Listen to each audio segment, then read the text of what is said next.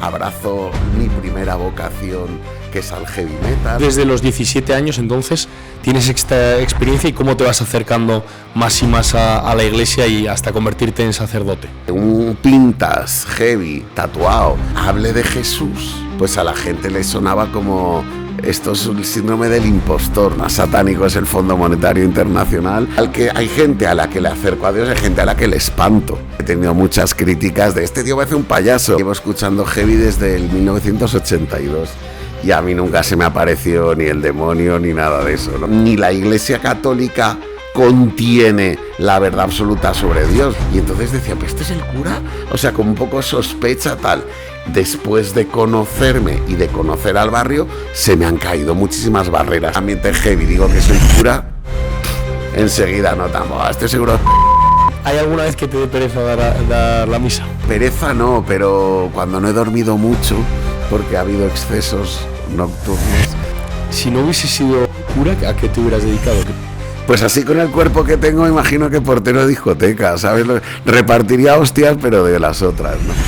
¿Qué tal? Bienvenidos al Afterwork de IZA, el podcast de IZA Consultores, donde nos juntamos con personas interesantes para charlar de su vida, de la inmobiliaria y de muchas cosas más. En este caso, estoy bastante emocionado porque hoy vamos a hablar con una persona muy especial, un hombre de fe, Vicente, sacerdote, misionero del Verbum Dei. Bienvenido, ¿cómo estás? Del Verbum Dei. Verbum Dei. Muy bien, es una fraternidad misionera mallorquina y nada, aquí a la expectativa de que podemos hablar y pasarlo bien. Pues eso es lo que vamos a hacer. Yo te decía que estoy emocionado y un pelín nervioso porque, bueno, pues no tantas veces se entrevista a un cura o a un sacerdote y el respeto con el que tomo la palabra pues es alto, y espero estar a la altura de la entrevista. Seguro que sí, es un ambiente de familia y de amigos. Qué bien, pues quiero empezar un poco a conocerte,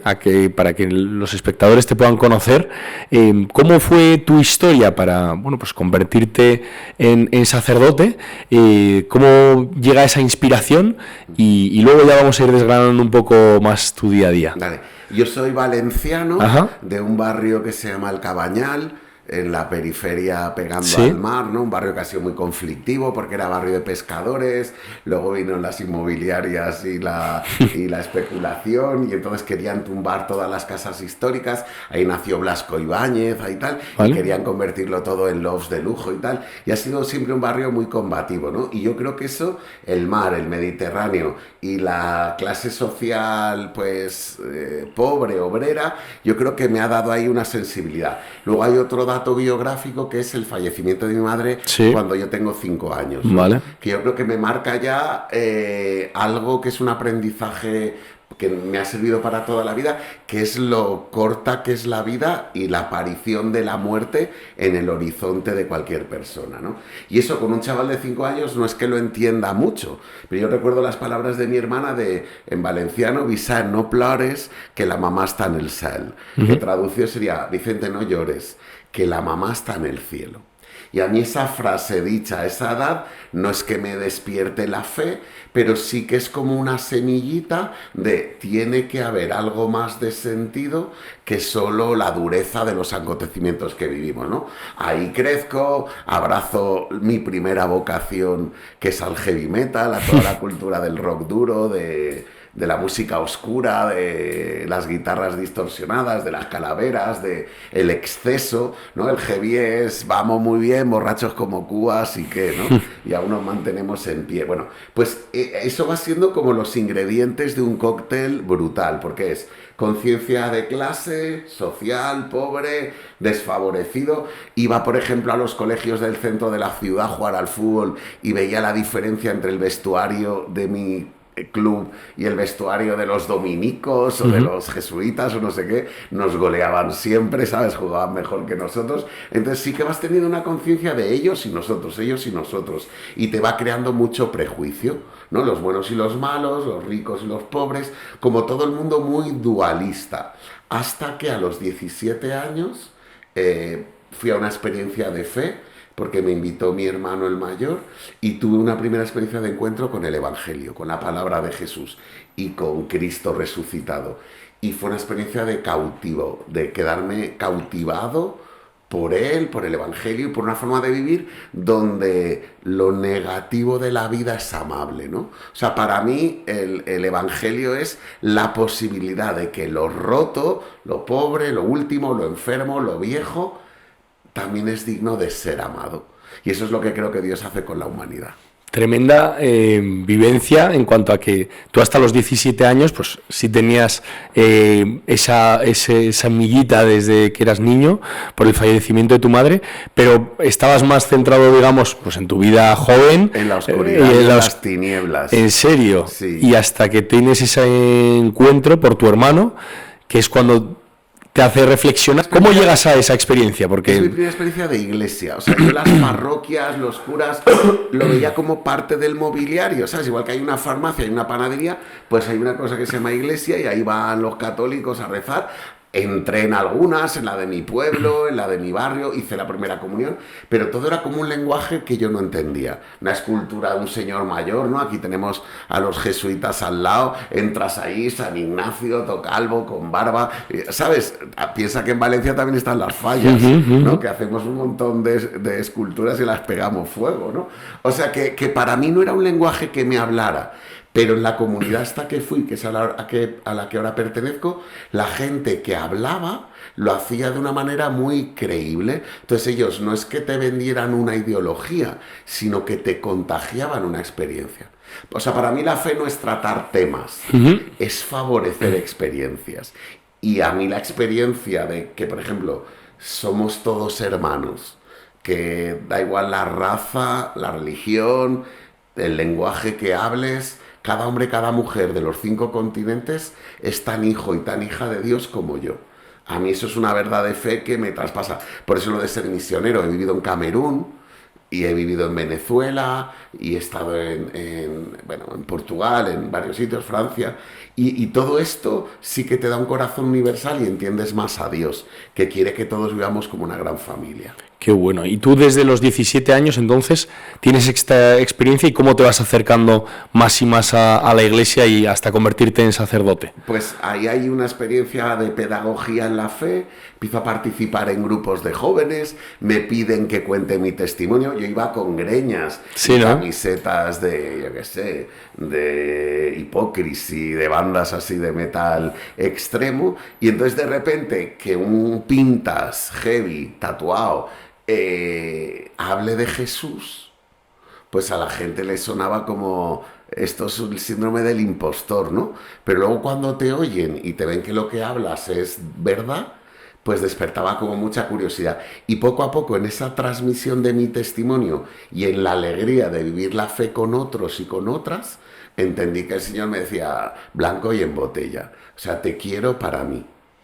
Y eso se ha ido discerniendo porque tú dices, bueno, pues yo te doy mi vida. Y ahí la comunidad te ayuda a que estudies teología, a que te propongan el sacerdocio, a ir dando los pasos en el seminario, hasta que llegó el día de mi ordenación, el 13 de agosto de 1995, en Palma de Mallorca. Ya llevas unos cuantos años. Soy veterano ya. Pues te conservas muy joven, ¿eh? ¿No? Bueno, sí, sí. Es que los calvos no se nos ven las canas. Entonces, no, bueno, pero no tienes arrugas, estás muy... Eso sí. Y tú, desde el 95, sacerdote, y me has dicho que también das clases de teología. En ese camino, en ese itinerario, estudié la licenciatura en Teología Pastoral y luego el doctorado. En el 2021 defendí la tesis y ahora estoy trabajando en la Ponti de Salamanca, sede de Madrid, dando clases en el Instituto Superior de Pastoral. Qué bueno. ¿Y esas clases las reciben alumnos que se están...? ¿Son sacerdotes ya o religiosas, gente teóloga? Teólogas. Ajá. ¿Y cuál es el...? O sea, ¿cómo? Porque yo me sé muy bien cómo es la vida de un universitario que sale del colegio a la universidad y busca un trabajo. ¿Cómo es la vida de una persona que, pues lo primero la vocación, obviamente, una vez tienes la llamada del Señor y dices, doy el paso, ¿cuáles son los aprendizajes? Porque yo creo que mucha gente no los va a saber. Claro, la Iglesia, una de las maravillas que tiene es que es muy diversa. Entonces, cada congregación religiosa tiene una cosa que se llama carisma, que es un poco mirando a Jesús como camino y verdad y vida, un aspecto de Jesús que es el que el fundador o fundadora entienden que es el que quieren aportar. O sea, toda la vida religiosa nace de una necesidad que se detecta y de cómo darle una respuesta. Te pongo un ejemplo. Siglo XVIII, siglo XIX, industrialización. Todo el mundo deja el ámbito rural y se va a las ciudades. Los padres en la fábrica y los niños por la calle. Pues sale un Juan Bautista de la Salle o un San Juan Bosco y dice, a estos niños, tíos, hay que ocuparse de ellos. Pues nacen todas las órdenes que se dedican a la educación. Hay muchísimas. Maristas, dominicos, lasalles, escolapios, salesianos. Lo mismo pasa con los enfermos. Camilo de Lelis ve que hay una plaga de peste y dice, ¿y quién atenderá a los enfermos? Y él dice, yo noto la llamada, o Madre Teresa de Calcuta. O sea, entonces, lo primero es descubrir a qué te llama el Señor. Claro. Dentro de toda la paleta de colores que hay en la iglesia, descubrir qué necesidad. Hay gente que se dedica a los niños, otros a los mayores, otros a los terminales de SIDA, otros en hospitales, otros en guarderías. Entonces, el Verbum Dei, que significa palabra de Dios, nos dedicamos a la predicación. Hacer que la comunicación de la palabra sea nuestra tarea. Entonces, nos especializamos en comunicar. Pues hay mucha gente, es que tú predicas y tal. Es que es una dedicación, ¿no? Exclusiva a que el Evangelio, que es un libro escrito desde hace 30 siglos hasta hace 20, ¿no? Desde el Antiguo Testamento hasta el Nuevo, que ese lenguaje tan antiguo siga hablando al corazón del hombre y de la mujer de hoy. Y tú como dentro de esa vocación que tienes, como tú con tu lenguaje corporal, tu lenguaje, tus vivencias, la verdad que imagino que consigues conectar mucho mejor con personas que otro tipo de sacerdotes igual no pueden porque tienen un lenguaje más tradicional, menos cercano a círculos que igual no están tan familiarizados como podría ser tu caso de joven. Eso, tú estás teniendo, gracias a ese poder de comunicación, la posibilidad de dar a conocer la palabra de Dios a personas nuevas. Sí. O sea, yo, por ejemplo, en la defensa, en el TFG, tenía que proponer un tema. Entonces yo hablé con mi profesor y dije, bueno, y me dijo, mira, eso lo pueden hacer todos. Tú tienes que hacer una tesina sobre el heavy metal. Dice, porque es tu cultura, es donde tú has nacido, ¿no? Entonces me moló un montón, se llamaba Luz y Tinieblas, bendecida al Señor, que es hacer todo un estudio de descubrir cómo en la cultura del metal y del rock duro y del metal extremo, ahí hay huella de Dios en los corazones, ¿no? Y me moló un montón porque en el estudio, bien que en el Éxodo hay una cita donde Moisés recibe una llamada y dice, bien visto tengo el clamor de mi pueblo en Egipto. He oído sus gritos de dolor, ¿no? Y lo de gritos de dolor es como yo defino gran parte de la música heavy. Que no sé si conoces mucho, pero es grito, es gutural, es violencia, es tal. Entonces lo puedes ver como música del demonio, ¿no? Hay mucha gente que te critica, es la música satánica. Digo, más satánico es el Fondo Monetario Internacional o los ejércitos, ¿no?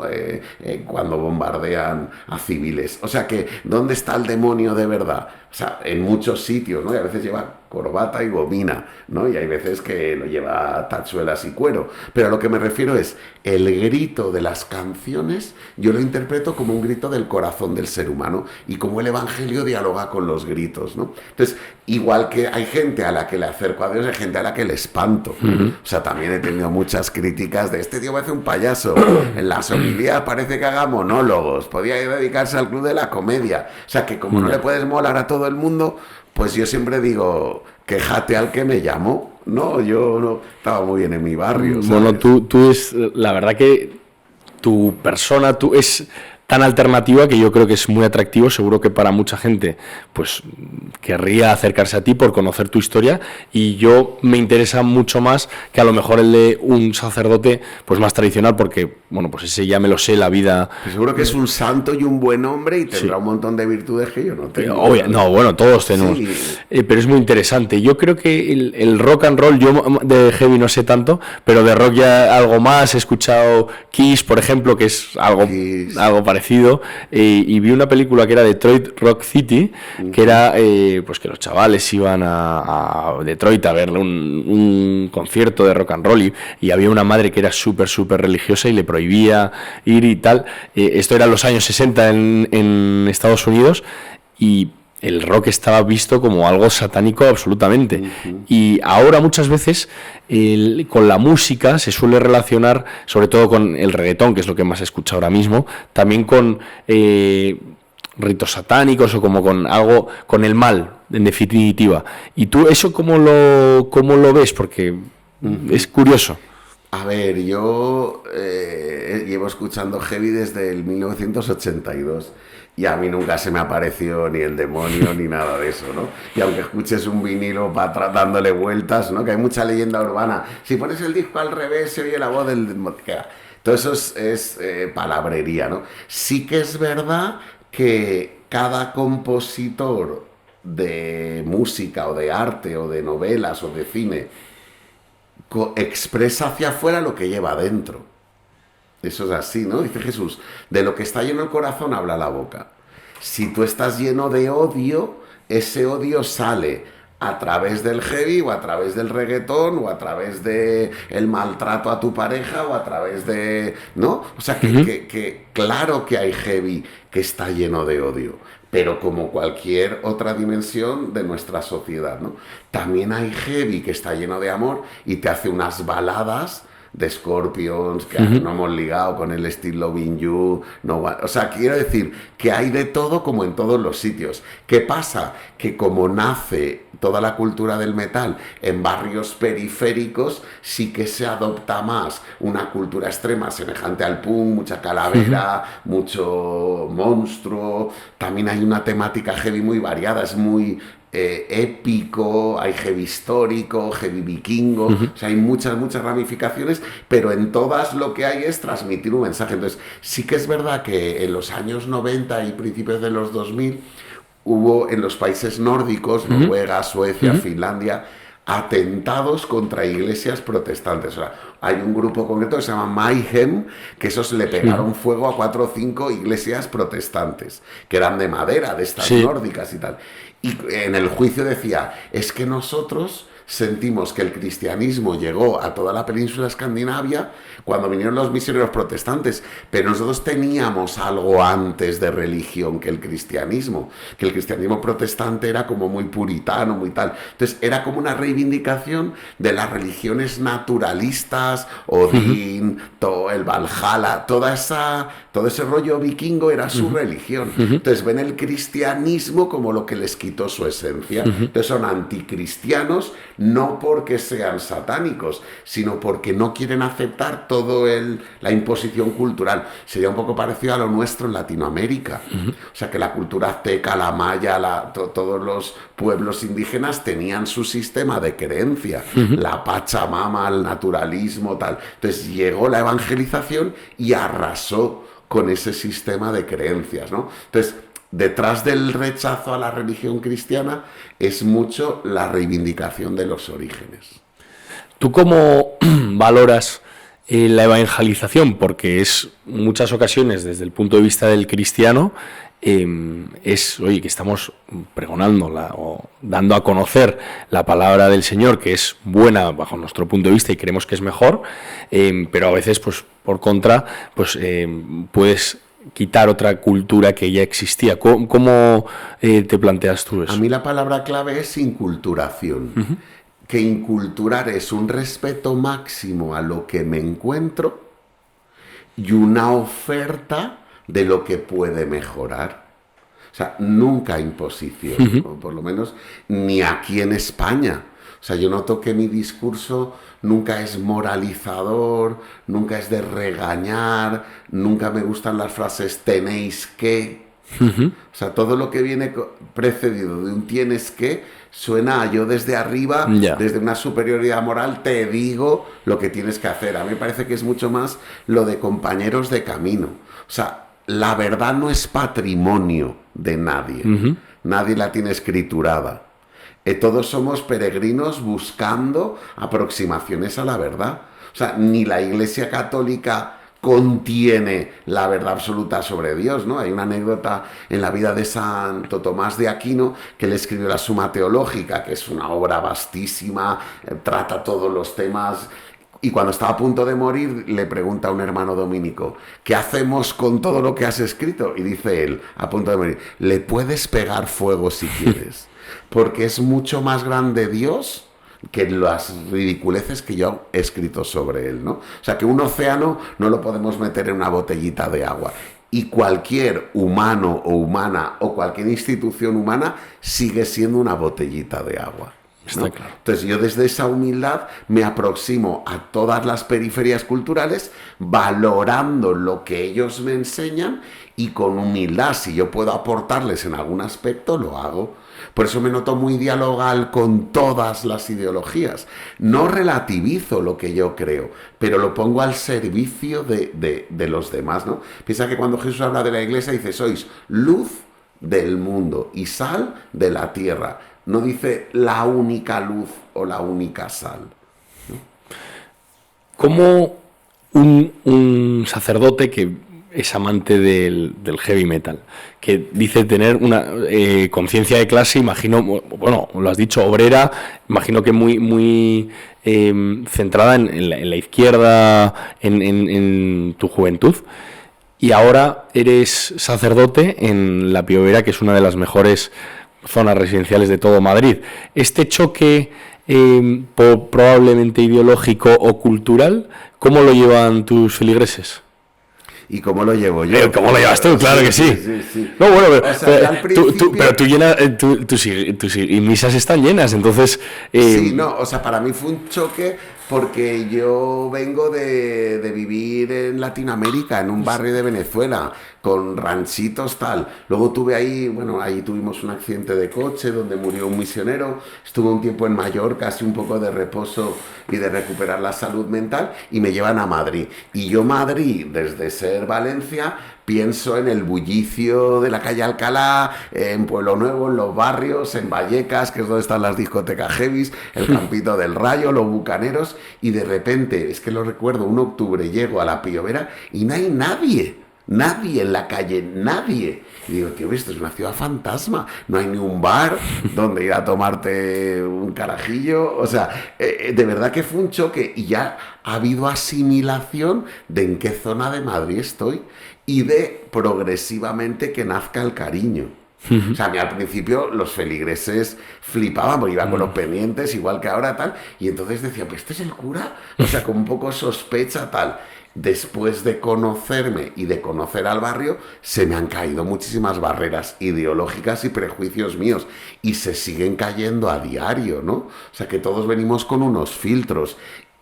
Hemos tenido, por ejemplo, experiencias de hacer una convivencia de jóvenes con chavales de confirmación de La Piovera, y tenemos otra parroquia en San Fermín, por la Caja Mágica, que es el barrio de San Fermín es un barrio muy intercultural, mucha inmigración. Hicimos una convivencia de juntar a los dos jóvenes, y los de La Piovera pensaban que les iban a robar los iPhone. Yeah. Todos los dos eran dominicanos, colombianos, no sé qué. Y los otros, o sea, diciendo, pero que una niña de La Piovera le dijo, papá, ¿nosotros somos pijos? Porque era la primera vez en la vida que alguien le llamaba pija. Yeah. Y se lo dijeron los del pueblo. O sea, quiero decir que es que hay muchos Madrides, como hay muchas vidas, como hay muchas historias. Entonces, yo creo que ha habido filtro. Mucha gente de La Piovera me quiere arrabiar porque, pues por mi trayectoria, o sea, me ven comprometido. Estar en ese barrio nos ha permitido construir un colegio para 250 alumnos en el Congo. Hemos construido 6 fuentes de agua potable con todo capital de la Piovera en Camerún. Estamos construyendo un hospital materno-infantil en una... O sea, quiero decir que cuando mueves los corazones Claro. de la gente que tiene pasta y creas una conciencia social corporativa, los proyectos que salen son brutales, que si estuviera en otro barrio no podríamos, ¿no? Claro. Entonces yo me siento bendecido por estar allí y por todas las amistades que estoy logrando. Y voy viviendo un camino de conversión de no etiquetes nunca a nadie. Y que no tengas ningún prejuicio ni por dónde viva, por cómo se vista, por qué coche lleve, por los apellidos compuestos, que eso no te filtre.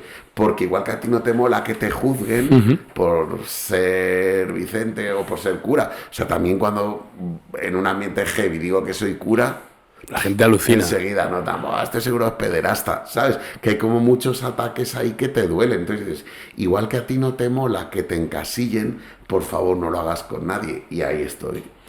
Es tremendo. Esto es una reflexión que me estaba viniendo a la cabeza cuando te escucho decir esto, es que hay muchos Madrides y es una realidad que nosotros, yo y mi entorno, pues cada uno vive en su burbuja y es raro, pues si vives en una zona, juntarte con otra, pero bueno, yo que no soy de aquí, yo no soy de Madrid, sí que es cierto que siempre he notado que es una ciudad abierta e integradora.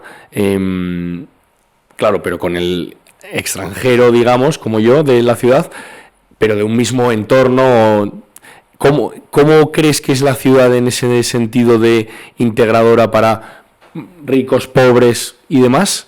Porque eso sí que es Yo creo que está menos pasando habitual. ahora en todas las grandes capitales la apuesta por lo del turismo, ¿no? O sea, todo el problema de la gentrificación que ya se está manifestando en manifestaciones en Venecia, no, que no vengan más cruceros, manifestaciones en Mallorca, que no venga tanto extranjero, o sea, me parece difícil el equilibrio entre el PIB y la economía, que la nuestra es mucho sector servicios y turismo, con la pérdida de identidad del ciudadano. Entonces sí que es verdad que es algo conflictivo. Yo creo que Madrid siempre ha sido acogedora, está llena de gente de toda España, y ahora de todos los países del mundo. Yo voy todos los meses a colaborar en una parroquia de lavapiés que se llama San Cayetano y San Millán, están al rastro. Pues a mí me flipa ir por la calle Embajadores porque es la ONU, o sea, es Bombay, está lleno de paquis, está lleno de africanos, está lleno de tal, y me parece que es una visibilización de la interculturalidad. También veo el riesgo de los guetos. Y sí que hay pueblos que vienen aquí que no tienen ninguna intención de integrarse. abrazar la cultura o de origen. O sea, hay pueblos en Baleares donde el 20% son todos musulmanes. Y, salvo excepciones, sí que viven muy de forma gregaria y no se unen o no interactúan con las costumbres del pueblo. No generalizo, habla de todo. Pero que también se convierte en un peligro, que es lo que estamos viendo en la respuesta, por ejemplo, de las elecciones en Francia y tal. O sea, tío, queremos vivir en ciudades seguras, no que nos roben, no que nos atraquen, no que nos violen. Entonces yo creo que estamos viendo una época coyuntural histórica difícil por esta radicalización de defender lo nuestro, que es como un péndulo frente a la globalización. Hombre, yo creo que sobre la identidad que tenemos en España de nuestro estilo de vida, para los españoles yo creo que es bastante clara. No tenemos tampoco, o de forma generalizada, unas costumbres religiosas tan arraigadas como las tienen en África o en países musulmanes, pero sí tenemos nuestras costumbres claras. Lo que pasa que en esa mezcla que hay, lo que tú dices, que hay pueblos que no se integran y no les apetece integrarse y quieren seguir viviendo de esta forma, de su forma a veces radical o muy con una costumbre pues inamovible. Eso, tú desde la palabra del Señor, ¿cómo crees que se puede mejorar o integrar para que sea de forma respetuosa? Sí. O sea, yo creo que no hay nada que abra más la mente y el corazón que ver lo bueno en la cultura del otro, ¿no? O sea, pienso, por ejemplo, en la dignidad de la mujer. Cuando vas viendo cómo se desarrolla y qué posibilidades tiene una mujer española, si tú por la cultura de origen ves que no tienes acceso al estudio, no puedes votar, no puedes estudiar, yo noto que en esa comparación vas abrazando los valores que más humanizan. Claro. ¿No? O sea, creo que también es cuestión de tiempo todo, ¿no? O sea, que el catolicismo, si nos vamos para atrás, también ha sido a veces muy radical. Y hemos pegado fuego a ideologías contrarias a las nuestras, poniéndolos el cartel de herejes. Al pobre Galileo y a Copérnico se lo hicimos pasar fatal en nombre de la fe. Entonces yo creo que nosotros tuvimos la Ilustración, tuvimos toda la Revolución Francesa, tuvimos la razón que cuestionaba las verdades de fe y hemos ido dialogando con la razón. Creo que hay otras religiones que les toca hacer ese trabajo ahora. Les queda una Revolución Francesa y unos cuantos filósofos disruptivos. Eso es. Pues mira, no lo había pensado. ¿Y tú que tienes contacto con niños de un lado y de otro en la fe, cuando tú les enseñas lo que es la fe, crees que hay diferencia para un niño rico de un niño pobre en entenderlo, o todos lo entienden parecido? Al final el peligro que veo de la sobreabundancia, que es sinónimo de rico, es que no se valora lo que tienes. O sea, yo estoy súper orgulloso de mi origen porque tardé mucho tiempo, por ejemplo, en estrenar ropa. Soy el sexto hijo de 6 hermanos, entonces casi todo lo que he tenido ha sido heredado. Desde los juguetes, la ropa de mis hermanos, de alguna hermana también he heredado ropa. No, que decía, esto es de tía. No, que te queda bien. Digo, voy a parecer falete al final. Bueno, la historia es que cuando uno tiene poco, lo poco que tiene lo valora. Dramón de los pobres, la envidia y el querer ser como los otros, ¿no? Dramón de los ricos, para mí, que la sobreabundancia te hace no valorar lo que tienes. O sea, si tienes unos zapatos y los cuidas, creas un vínculo con esas zapatillas de marca, ¿no? Yo las primeras de marca que tuve ya fueron muy mayor, ¿no? O yo, por ejemplo, ahora tengo una guitarra eléctrica. Tío, yo desde pequeñito la quería, pero en mi casa no se podía. El día que pude, que ya era cura y ya tenía los 30, cojo la guitarra y la mimo y la cuido. Si en vez de tener una tengo 100, dime tú qué vínculo puedo tener con las 100.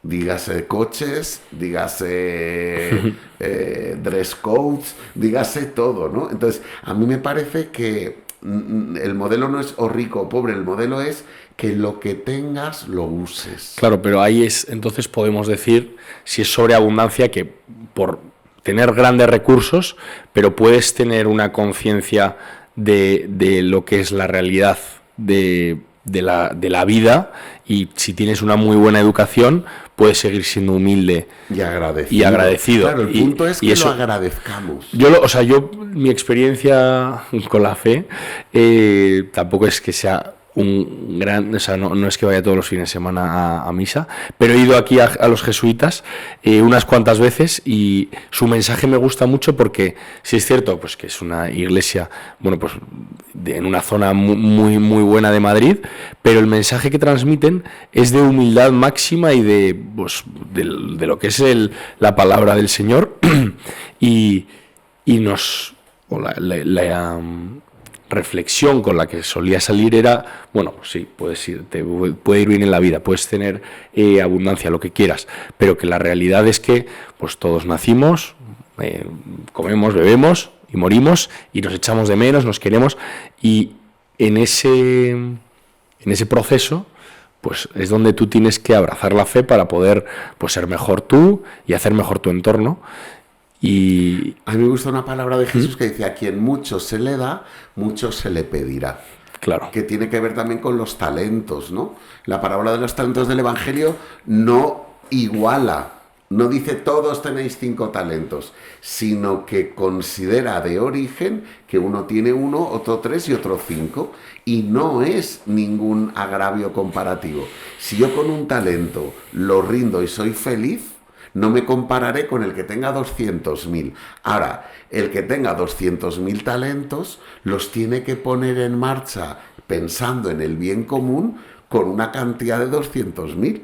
O sea, quiero decir que, ¿qué es ser un buen cristiano? Pues cada uno, solo desde la luz de su relación con Dios, lo descubrirá. Si tú, por ejemplo, tienes una mentalidad empresarial que genera riqueza, que da puestos de trabajo, que posibilita tal, y prefieres quedarte como cómodo funcionario viviendo de paguitas, estás enterrando talento, porque tienes ideas y proyectos y no los rindes, ¿no?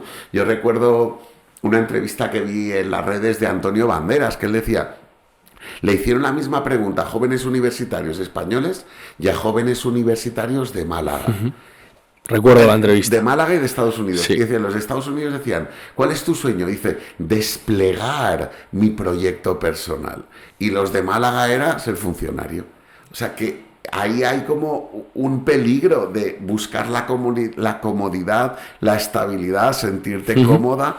Y yo creo que el Evangelio lo que nos dice es, no, tú sé un nómada, sé un soñador, ¿no? Que es más arriesgado, pero también vibras mucho más en la vida. Muy inspirador esa reflexión y creo que necesaria para España porque, bueno, igual además para Europa en general, que nos estamos quedando un pelín atrás en ocasiones sobre el emprendimiento, el emprender nuevos retos, que tenemos una cultura muy, muy arraigada, donde se vive estupendamente y con seguridad, pero igual no somos tan atrevidos como en otras culturas y zonas. ¿Qué te parece si hablamos un poco de tu día a día, de cómo es la vida de un sacerdote y qué haces durante la semana y cómo luego, bueno, pues preparas misas, cuántas veces a la semana, por saber? Sí, de un cura no lo sé, te puedo hablar de la mía, ¿no? De la tuya. Quiero decir que habrá tantos horarios como sí. personas dedicadas a esto, ¿no? Yo intento levantarme prontito y lo primero que hago es orar. Bueno, primero me tomo un café y luego oro. Y sí que me gusta orar en la capilla de nuestra iglesia, leo la palabra de Dios de ese día, sabes que cada día en las misas ahí se van acompañando todos los evangelios y lecturas de San Pablo y del Antiguo Testamento, entonces yo hago un rato de oración personal y luego comunitario, o sea, luego rezo con los otros misioneros. Y luego, pues cada día tiene su variedad. Tenemos misas en la parroquia por la mañana y por la tarde. Ahí hacemos un organigrama con los compañeros, cuál nos queda cada una. Y luego sí que hay elaboración de los contenidos que voy a dar, ¿no? O sea, yo los martes tengo unos eventos todos los martes del año que se llama Escuelillas de Vida, ahí en la parroquia, que es de 8 a 9, donde abordamos de forma secuenciada una verdad de fe. Por ejemplo, el año pasado fue todo el credo.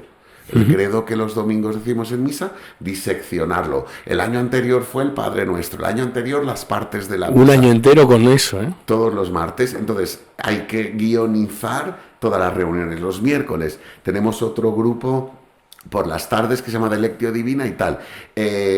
Luego doy clase 2 días a la semana. Luego hay otro día que hago pastoral en un colegio, que doy misas a los alumnos, y por las tardes el servicio de atender el despacho parroquial, donde están las puertas abiertas y viene la gente con todas las necesidades, a veces materiales y lo derivamos más a Cáritas, otras veces acompañamiento espiritual, otras veces resolución de conflictos, mediador, padres, hijos, esposos en crisis, tal. Bueno, es una tarea de dedicación y de escucha.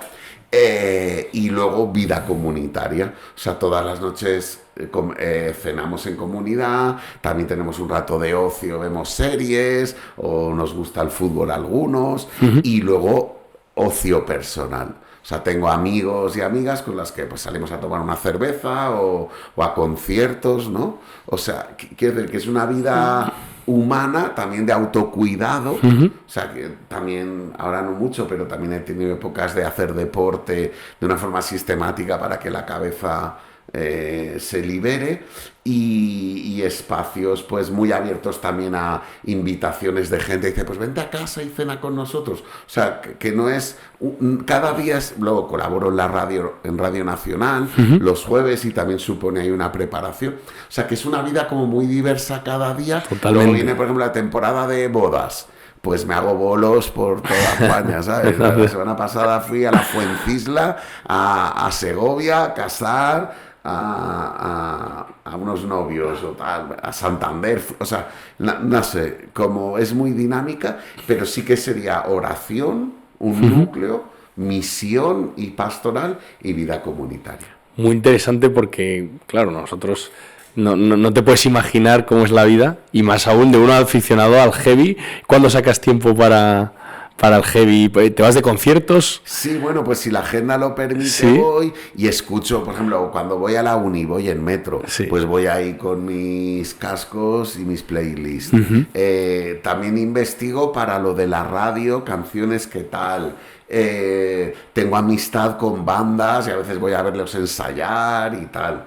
Y también es verdad que el heavy es un género que ahora mismo está como fosilizándose, ¿no? O sea que sí que hay mucha banda emergente, pero no acaba de tener consenso como super banda. Entiendo. Entonces yo ya tiro de lo que he escuchado, de los clásicos. ¿Y tú tocas la guitarra? ¿Tocas? Tengo una guitarra, esa que Sí, te comentaba, sí. y algún ratillo, Algún pero ratillo. no poco, pero muy poco. ¿Y cantas o eso? No, eso? no canto ni en misa. No, ¿no? En el Padre Nuestro. tal, no. Hablando. Con Tenemos unos coros muy buenos en la parroquia de Lego. Pues mira, fenomenal. Sí. ¿Y tú cuando te preparas la misa, la más importante es cuando más gente hay, imagino, que es Los domingos. los domingos cuando más gente hay, pero las preparo todas igual? O sea, no, con la duración. Ahora el Papa Francisco nos ha dado un toque a los curas y ha dicho que una homilía no tendría que durar más de 8 minutos. Entonces a mí algo que me ayuda es grabarlas. Yo grabo cada día la homilía, entonces como está el contador, veo por dónde voy y digo, aquí hay que pegar el tajo. Vale. Entonces, a diario duran 8 minutos, los domingos que hay más gente, más público, dedico un espacio a los niños, o a todos los adolescentes, o a todos los mayores, diversifico más para que todos estén atentos, ahí me permito la licencia de 12, Vale. 13 minutillos.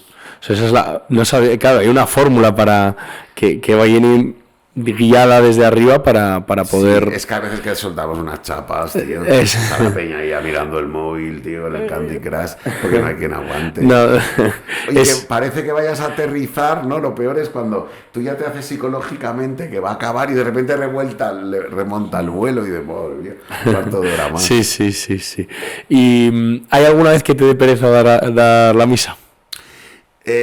Pereza no, pero cuando no he dormido mucho, Sí. porque ha habido excesos nocturnos, Sí. esos me cuestan horrores. O sea, que sigue habiendo excesos nocturnos a veces. Bueno, excesos Sí, piadosos. piadosos. ¿sabes? Salir, beber, el rollo de siempre. Extremo duro a tope. Salir. Sí. ¿Tú si no hubieses sido cura, a qué te hubieras dedicado? ¿Qué te hubiera gustado? Pues así con el cuerpo que tengo, imagino que portero de discoteca, ¿sabes? Repartiría hostias, pero de las otras.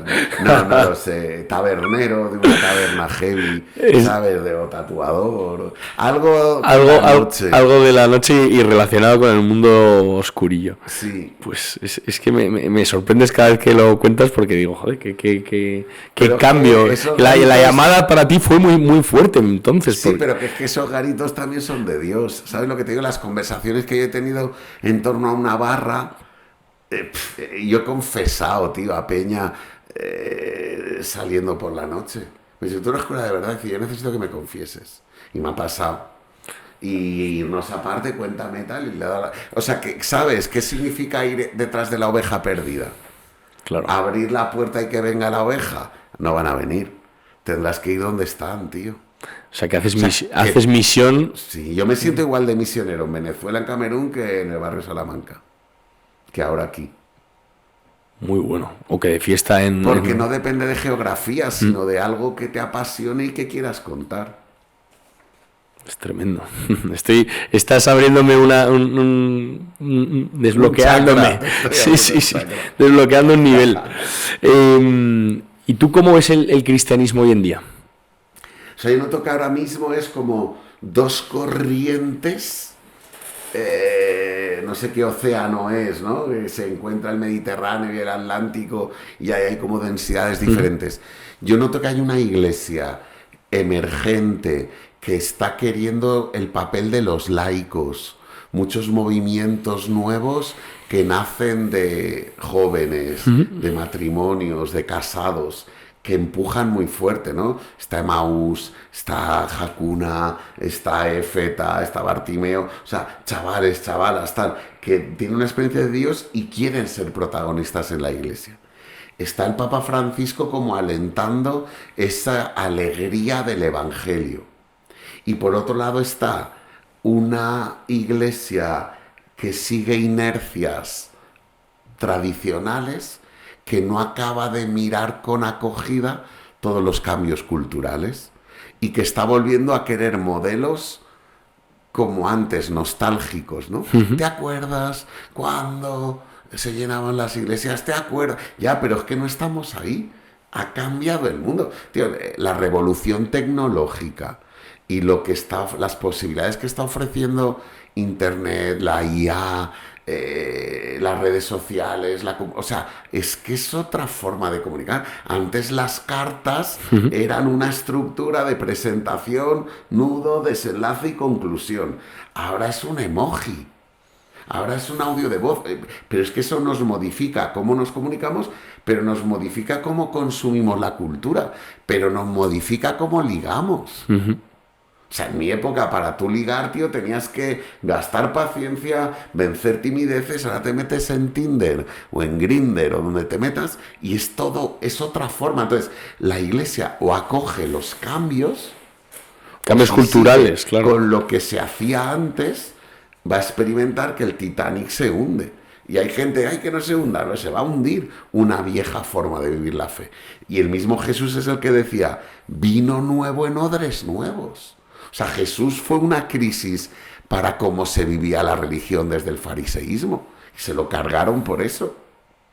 Entonces, ojalá que la iglesia tenga cintura para no demonizar los tiempos actuales, sino acompañarlos, abrazarlos y anunciarles a Jesús. Qué bueno. Y todos estos movimientos que has comentado, Éfeta, Hakuna, Emaús, que en mi entorno están acogiendo a muchísima gente joven que a lo mejor de otra forma no se iba a acercar. ¿Crees que puede ser una forma en la que se vuelvan a llenar? Bueno, algunas iglesias se llenan muchísimo, pero otras que no hay tanto, poco a poco se volver a enamorar a una juventud que a lo mejor no lo está tanto. Yo creo que son todo intentos y nadie tiene la varita mágica. Creo que aciertan en muchísimas cosas y que eso ahora hay que acompañarlo. O sea, entonces, por ejemplo, los retiros de fin de semana son una práctica buenísima que despiertan la experiencia de fe. Ahora la labor es acompañar eso y seguirle dando continuidad. O sea, unos retiros que solo son un flash, pero luego se quedan en nada, puede también ser fuego artificial. Yeah. ¿No? Entonces, para mí, todos los intentos son válidos. Luego habrá que ver cómo acompañarlo y ahí también compartir recursos, cosas que ayudan en un sitio, intentarlas reproducir, cosas que no funcionen, pues irlo dejando, ¿no? Prueba y error. Si hacemos un grupo heavy de cristiano, ¿cómo sería? No, ya hay muchos. Ya hay muchos. Sí. Heavy. Sí. Striper, fueron los pioneros. Viene mucho de la iglesia protestante, pero sí que hay, ¿no? Es que también el apellido cristiano vuelve a ser otra etiqueta. O sea, cuando alguien canta de verdad, yo creo que ahí ya está Dios, ¿no? A mí me queda una frase que es: donde hay amor, ahí está Dios. Entonces, aunque no pongas el título cristiano, si hay amor, eso ya revela quién es Dios, ¿no? Entonces, si en la música lo que cantas es honesto, a mí ya me sirve como puerta de acceso a Dios. Qué bueno. Yo creo que vamos a pasar ya a una sección donde hacemos unas preguntas rápidas a todos nuestros invitados para saber un poco más de ti, de tu casa y de tu día a día. Ahora mismo me has dicho que vives en La Piovera. ¿Es un piso o una casa? Bueno, tenemos 2 apartamentos, uno destinado al párroco y otro al vicario parroquial. Era una iglesia diseñada para 2 sacerdotes. Nosotros, como vivimos en comunidad, en el piso del vicario vivimos Juan y yo, que somos el párroco y yo soy el vicario, y en la otra casa vive Ricardo, que es otro compañero, y Richard. Estamos 4 viviendo en las 2 casas. En 2 apartamentos. Con 2 puertas independientes. Muy bien. ¿Tú tendrías segunda residencia, sí o no, y dónde? Siento que la tengo, porque hay muchísima gente que me dice, esta es tu casa. Vale. Entonces, como me lo creo, pues voy a miles de casas. Y dije, Jesús, te dan el 100 por uno. No tengo escriturada ninguna a mi nombre, pero casas tengo de verdad en todos los sitios. Qué maravilla. O sea, voy a Valencia y ahí tengo casa. Voy a Barcelona y tengo casa. Voy a Jaén y tengo casa. Voy a Cabeiro y tengo casa. En todos los lados, gente que es familia de fe. Qué Y bueno. amigos míos. Qué suerte, eso sí que no lo puede decir todo el mundo. No, ya te lo digo yo. Se incendia tu casa, ¿qué salvas? Si se incendia mi casa, el móvil. El móvil. Yo creo que sí, porque tengo todos los contactos y toda la agenda. Claro. O sea, si me quedo sin el móvil, no sé qué tengo que hacer mañana. Claro. O el portátil, la tecnología. La tecnología. ¿Siesta en cama o en sofá? Cama. Cama, o sea que... Sí, de las buenas. De las buenas. ¿Qué no puede faltar en tu casa? Que no puede faltar en mi casa un reproductor musical. Sí, ¿no? Un altavoz. O Bluetooth o disquetera. Tengo para vinilos. Sí. Soy amante todavía de los vinilos. Tengo música. Música. ¿Vivir con mascotas, sí o no? Yo tengo muy buena relación con la mascota de mi hermana y nos adoramos. Yo por mi estilo de vida no puedo. No. Porque no la podría sacar a pasear, no tengo pasta para llevarla al veterinario, el pienso, o sea, yo no podría, pero me fascinan. Uh-huh. Si tuvieses que vivir en el barrio Salamanca, es una pregunta que hacemos siempre, en un piso, en un edificio clásico, con vistas a uno moderno, o en un edificio moderno con vistas a uno clásico, ¿cuál elegirías? Es que no lo tengo muy controlado yo, el barrio Salamanca, ¿sabes lo que te digo? La milla de oro paso para ir a Tocha al tren, ¿no? Yo qué sé, a mí lo de los jesuitas no me parece mal, que me hicieran cura de aquí de San Francisco de Borja me molaría. Ese no sé si es clásico o moderno, es ahí un... Es sesentero, entonces no... Mirar a 40. la embajada de los United tampoco es que me fascine. Me molaría ver la Puerta de Alcalá. La Puerta de Alcalá. Eso me gustaría verla. Es una buena fachada. ¿El Retiro también es barrio Salamanca? Sí, alguna parte. ¿Alguna parte de esas de Ibiza o...? Eso es Ibiza ya. Que es bueno, pues esos bloques que hay que dan para allá también molan. Esos molan. Nosotros hemos tenido casas en todas las vertientes del Retiro y cualquiera es una pasada. ¿Qué no puede faltar en tu mesilla de noche? El despertador. El despertador. ¿Y tienes libros? Muchos. ¿Cómo sueles leer de forma ordenada, desordenada? Me leo leo dos ámbitos. Uno el teológico, ¿sí? En la elaboración de mi curro, que eso no es ocio, eso es curro. Y luego por las noches siempre termino el día con alguna lectura rollo novela negra. Uh-huh. Me fascina. Si pudieras hablar con una persona, cualquier persona del mundo, viva o muerta, ¿quién elegirías para un café? Es que como me fascinan tantos mundos, te diría que a Jesucristo, pero con él hablo. ¿Hablas? Todos los días, o en la oración. Personajes que me fascinan, es que me molan vivos y mis colegas. Sí, la gente que forma parte de mi mapa humano son con los que me mola tomarme los cafés. Claro. Yo que sé, así idealizando... pues del mundo de la música, me imagino que me molaría mucho tomarme un café con Nega de los Chicos del Maíz. Muy bien. Ese está vivo. Yo recuerdo el beef con Z Tangana de los Chicos del Maíz.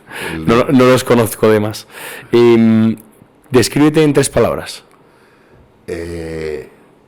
Soy un hombre entusiasmado que cree en la bondad del ser humano. ¿Cómo te ves en 10 años? Calvo. No sé si vivo. Te puedes poner pelo, ¿eh? No, ahora... A ver, me mola. Vivo no tengo muchas garantías, pero sonriendo y escuchando música. Pues que así sea. Ha sido un placer tenerte con nosotros, Vicente. Yo me lo he pasado muy bien, ha sido ilustrativo y espero que lo haya sido también para nuestros espectadores. Esta es tu casa cuando quieras. Pues igualmente, y a vender mucho. Ahí estamos. Muchísimas gracias, nos vemos pronto.